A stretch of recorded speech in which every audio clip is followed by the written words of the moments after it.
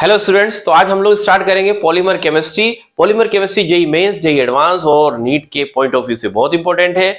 JEE mains में तो repeatedly question आता ही है, तो अप्रैल मेंस के लिए और आईआईटी एडवांस जून के लिए भी आप इसको प्रिपेयर कर सकते हैं। तो शुरू करने जा रहा हूं, ध्यान से सुनिएगा, लाइन टू लाइन इसको आपको समझना होगा, तभी आपको समझ में आएगा। और फिर से मैं गारंटी दे रहा हूं, अगर आपने पढ़ लिया तो आपका हर एक क्वेश्चन, चाहे वो जेई मेंस हो, चाहे वो आईआईटी एडवांस हो, चाहे आपका मेडिकल हो, सारे क्वेश्चन आपके बन जाएंगे। शुरू करते हैं पॉलीमर।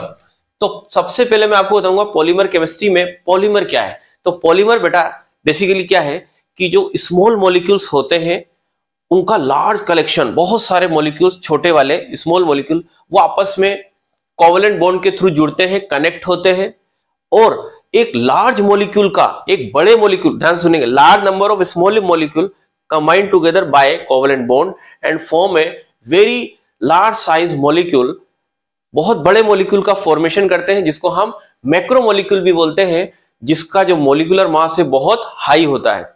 तो उसी मैक्रो मॉलिक्यूल को हम बच्चों क्या बोलते हैं, पॉलीमर बोलते हैं, राइट। और इस प्रोसेस को जिसमें वो जुड़ रहे हैं, जिसमें वो एक दूसरे से छोटे मॉलिक्यूल कंबाइन होके बड़े मॉलिक्यूल का फॉर्मेशन कर रहे हैं, उस प्रोसेस को बोलते हैं पॉलीमराइजेशन। तो यहां पे सब लिखा हुआ है, collection of large number of simple molecule, छोटे मॉलिक्यूल का कलेक्शन होता है, और उन हर एक छोटे मॉलिक्यूल को मोनोमर बोला जाता है, स्मॉल मॉलिक्यूल को मोनोमर बोला जाता है।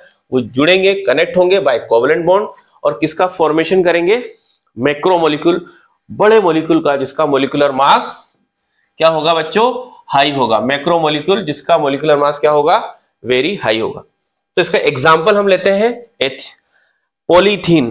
पॉलीएथीन या पॉलीथीन एक पॉलीमर है जो कि मोनोमर यूनिट एथिलीन से मिलके बनता है। तो एथिलीन जो है एक स्मॉलेस्ट मॉलिक्यूल है, छोटा मॉलिक्यूल है, इसकी कई सारी यूनिट, मोनोमर यूनिट आपस में कंबाइन करती है और किसका फॉर्मेशन करती है, पॉलीएथीन का। ध्यान रहे, यहां कंफ्यूजन हो सकता है कि ये जो दिया हुआ है ये सिंगल बॉन्ड है और यहां पे ये डबल बॉन्ड है, तो हमें ऐसा लगता है यहां भी डबल बॉन्ड आ रहा है क्योंकि एथीन से पॉलीएथीन, नहीं, यहां सिंगल बॉन्ड ही आएगा और इसको हम पॉलीएथीन ही बोलेंगे, ना कि पॉलीएथेन। बी केयरफुल, ध्यान रहना चाहिए, राइट। आगे बढ़ते हैं। अब हम बात करते हैं classification based upon source.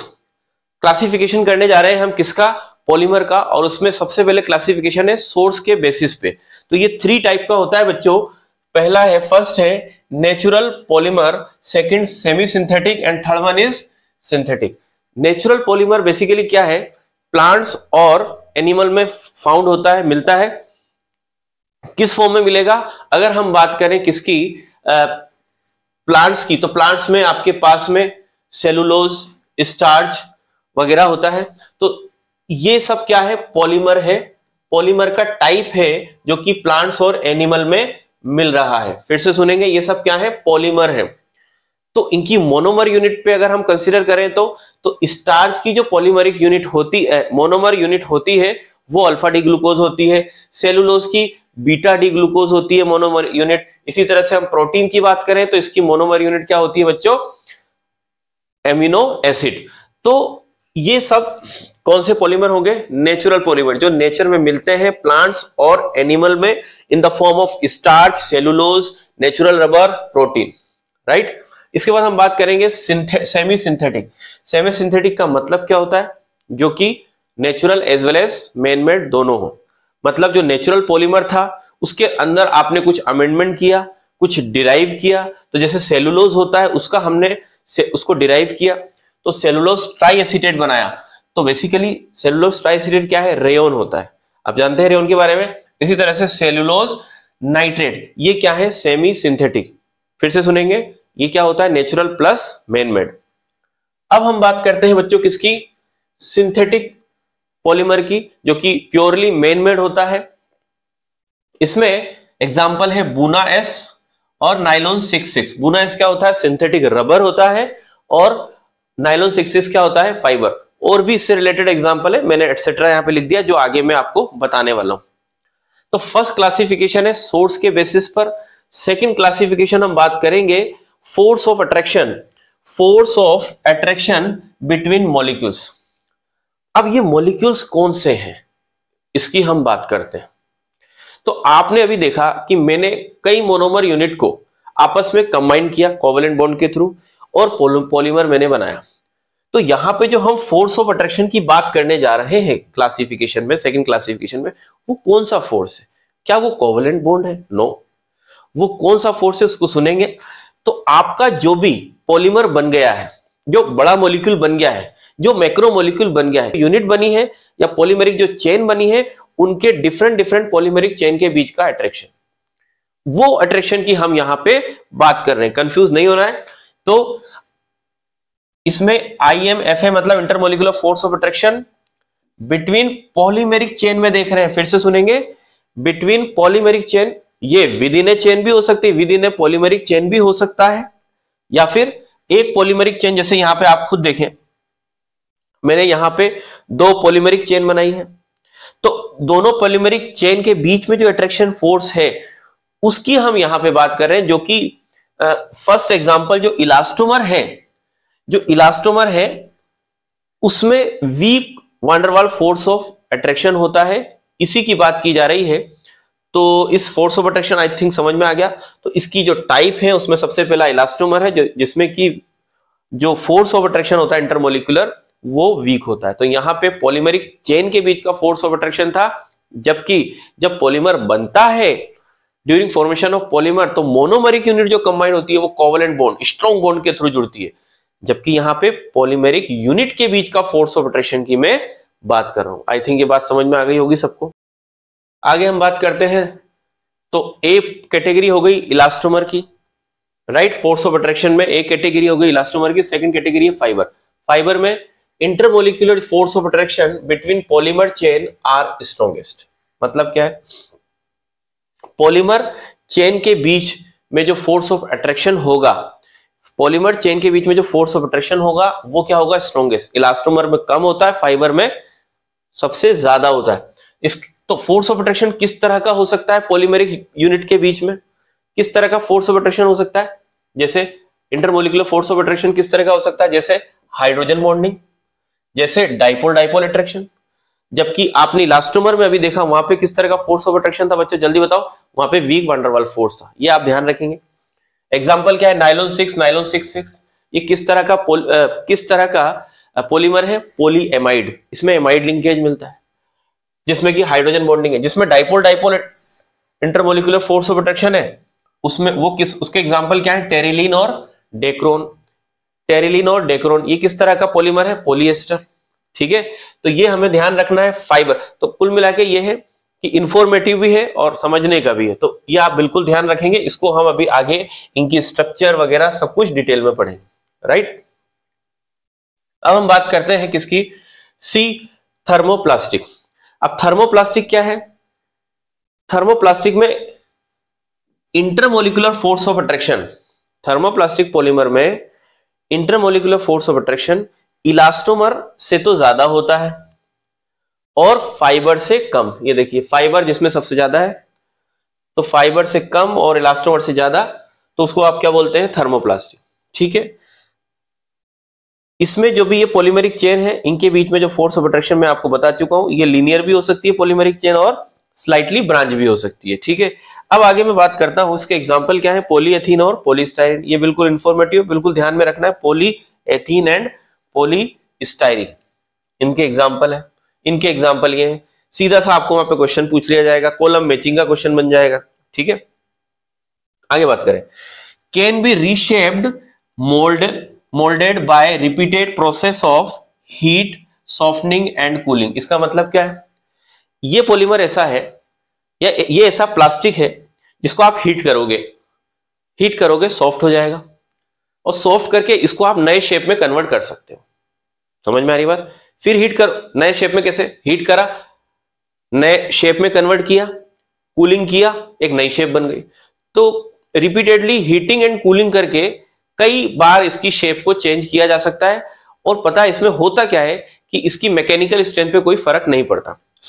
Suppose कीजिए कि पहले कोई आर्टिकल था, इस प्लास्टिक का कोई आर्टिकल था, उसको आपने हीट और कूल करके एक नया आर्टिकल, नई शेप के आर्टिकल में कन्वर्ट कर दिया। तो ऐसा नहीं है कि उसकी जो है मैकेनिकल स्ट्रेंथ पे कोई फर्क पड़ेगा, कोई फर्क नहीं पड़ेगा मैकेनिकल स्ट्रेंथ पे। इसी तरह से उसमें जो केमिकल कंपोजिशन है, जब आप हीट कर रहे हैं केमिकल कंपोजिशन में भी कोई चेंज नहीं आएगा, राइट।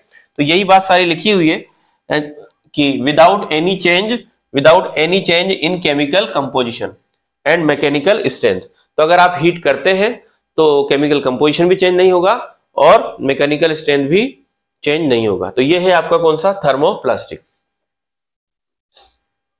इसके बाद हम बात करते हैं थर्मोसेटिंग की। थर्मोसेटिंग कैसा पॉलीमर है, इसमें क्या करते हैं कि हम इसको आप जैसे ही हीट करते हैं, हीट करते ही क्या हो जाता है कि इससे पहले वाला जो था थर्मोप्लास्टिक हीट करके सॉफ्ट हो रहा था वो और नई शेप में जा रहा था, इसको जैसे ही हीट करते ही हार्ड हो जाता है, इसको हीट करते बिल्कुल हार्ड हो जाएगा, ठीक है। और अगर हार्ड हो गया मतलब उसकी फ्लेक्सिबिलिटी क्या हो गई, लॉस्ट हो गई, तभी तो हार्ड हुआ है। समझ में आ रही बात। इनफ्यूजिबल हार्ड है, infusible and soluble mass. Infusible का मतलब क्या है, फ्यूजिबल का मतलब क्या होता है कि जो आसानी से, जो सॉलिड लिक्विड में आसानी से कन्वर्ट हो जाए वो फ्यूजिबल, और जो आसानी से कन्वर्ट ना हो वो इनफ्यूजिबल, मतलब आसानी से ये सॉलिड जो है मेल्ट नहीं होता है, मतलब इसका मेल्टिंग पॉइंट काफी हाई होता है, राइट। और अगर आप इसको हीट करते हैं तो और हार्ड हो जाता है, साथ में मेल्ट की जगह क्या हो रहा है, वो हार्ड हो रहा है, साथ में वाटर सोल्यूबल भी होता है। ये आप ध्यान रखेंगे, बिल्कुल सीधा सा क्वेश्चन पूछा जाएगा कि कौन से आर्टिकल को, या अगर आप किसी पॉलीमर को हीट करते हैं तो वो हार्ड हो जाता है, ऐसा कौन सा पॉलीमर है, तो सीधा आप आंसर दे देंगे थर्मोसेटिंग पॉलीमर। फ्लेक्सिबिलिटी लॉस हो जाती है। अब हीटिंग के दौरान ऐसा होता क्या है, ये क्यों हार्ड होता है, जब आप हीट करते हैं on heating it's chemical composition change. इससे पहले वाले में केमिकल कंपोजिशन चेंज नहीं हो रहा था, किसमें, थर्मोप्लास्टिक में, लेकिन थर्मोसेटिंग में केमिकल कंपोजिशन चेंज हो जा रहा है। दूसरी बात, हीट करने पे क्या हो रहा है, hardening on heating due to extensive cross linking between different polymer chain. मतलब हीट करने पे क्या हो रही है कि इनमें क्रॉस लिंकिंग हो जा रही है, जो भी पॉलीमेरिक चेन थी उनके बीच, जितनी भी पॉलीमेरिक चेन थी उनके बीच में क्या हो जा रही है, क्रॉस लिंकिंग, इधर से उधर से कई तरह से 3D नेटवर्क में पूरी तरह से एक दूसरे को बढ़िया से जकड़ लेते हैं, लाइक ए सिलिका। जैसे सिलिका में क्या होता है, 3D नेटवर्क सॉलिड होता है, तो ये भी 3D नेटवर्क बना लेता है। 3D नेटवर्क सॉलिड बनाने की वजह से क्या हो जाता है, ये हार्ड हो जाता है, ठीक है। तो क्वेश्चन क्या आएगा, ऐसा कौन सा पॉलीमर है जिसको हीट करने पर 3D नेटवर्क सॉलिड बनाता है, तो आंसर क्या देंगे, thermosetting. Phenol, formaldehyde, bakelite, urea, formaldehyde etcetera. तो ये जो बेकेलाइट है, जिससे आपके जो है कार के डैशबोर्ड वगैरह पे जो प्लास्टिक लगा होता है वो बेकेलाइट का होता है। आपके जितने भी फोन है, जितने भी इलेक्ट्रॉनिक डिवाइस है, टीवी हो गई, आपका रेडियो हो गया, मोबाइल्स होंगे, ये सब जो है बेकेलाइट के जो है इंसुलेटेड जो होते हैं मटेरियल, वो इसी के बनते हैं, ठीक है। तो ये है आपका कौन सा, थर्मोसेटिंग। तो ये अभी आपने सारे देखे, इंफॉर्मेटिव है लेकिन क्वेश्चन बनते हैं। इसके बाद हम बात करते हैं classification based on mode of formation. देखो यहां से स्टार्ट होता है समझना, ठीक है। तो classification based on mode of formation, तो इसमें दो तरह का होता है, एक एडिशन पॉलीमर और एक कंडेंसेशन। एडिशन पॉलीमर क्या है, जब कई सारी मोनोमर यूनिट आपस में कंबाइंड हो बाय कोवलेंट बॉन्ड, जैसा कि मैंने आपको बोला था, विदाउट लॉस ऑफ एनी मास। मतलब जब वो जुड़े, जैसे कोई एक मोनोमर यूनिट है, ऐसी बहुत सारी मोनोमर यूनिट है, वो आपस में अगर कंबाइंड हो रही है, तो जब वो कंबाइंड हो तो किसी तरह का कोई मास लॉस ना हो। मान लीजिए बिगिनिंग में जो मास था x ग्राम, तो आफ्टर पॉलीमराइजेशन भी मास उतना ही रहे x ग्राम, तो दैट इज एडिशन पॉलीमर। लेकिन अगर ऐसा हो कि बिगिनिंग में जो मास था टोटल किसका, मोनोमर यूनिट का टोटल मास, और जो पॉलीमर बना तो उसका मास जो है बिगिनिंग से कम आ रहा है, मतलब कुछ लॉस हो गया मास का, तो ऐसे पॉलीमर को बोलते हैं आप condensation polymer. Addition polymer no loss in mass, condensation loss in mass. तो लिखा हुआ है during polymerisation no loss of molecule, during polymerisation loss of H2O alcohol और HX हाइड्रोजन हैलाइड, इनका अगर लॉस हो रहा है तो वो कंडेंसेशन है, और लॉस नहीं हो रहा है तो addition. These are further two types, एक होगा आपका होमोपॉलीमर और एक कोपॉलीमर। होमो क्या होगा, same nature of monomer unit, एक ही टाइप की मोनोमर यूनिट रिपीटेडली जुड़ती जा रही है, जैसे A plus A plus A, जैसे क्या बोलेंगे हम, A plus A plus A plus A, इस तरह से ये सब क्या होंगे, होमोपॉलीमर। और कोपॉलीमर क्या होंगे, A plus B plus A plus B plus A। Arrangement कैसा भी हो सकता है, ऐसा नहीं है कि अल्टरनेट होगा, A B A B A B A B B B A B कैसा भी हो सकता है अरेंजमेंट, कुल मिला के दो डिफरेंट पॉलीमर, दो या दो से ज्यादा डिफरेंट पॉलीमर अगर कंबाइन कर रहे हैं, मैं रिपीट कर रहा हूं, दो या दो से ज्यादा डिफरेंट मोनोमर यूनिट कंबाइन कर रही है तो copolymer, same monomer unit combine कर रही है तो होमोपॉलीमर। तो same type of monomer unit participate, different type of monomer unit participate तो कोपॉलीमर। सेम यहां पे भी है, ठीक है। तो आज की क्लास में इतना ही। नेक्स्ट क्लास के अंदर मैं पॉलीमर से रिलेटेड बहुत सारी चीज बताने वाला हूं, 2 लेक्चर और है जो कि बहुत बहुत ज्यादा इंपॉर्टेंट है। आज का थोड़ा इंफॉर्मेटिव था। नेक्स्ट जो 2 लेक्चर होंगे मेरे वो आपके कॉन्सेप्चुअल होंगे, ठीक है। तो आज के लिए इतना ही। Wish you all the best.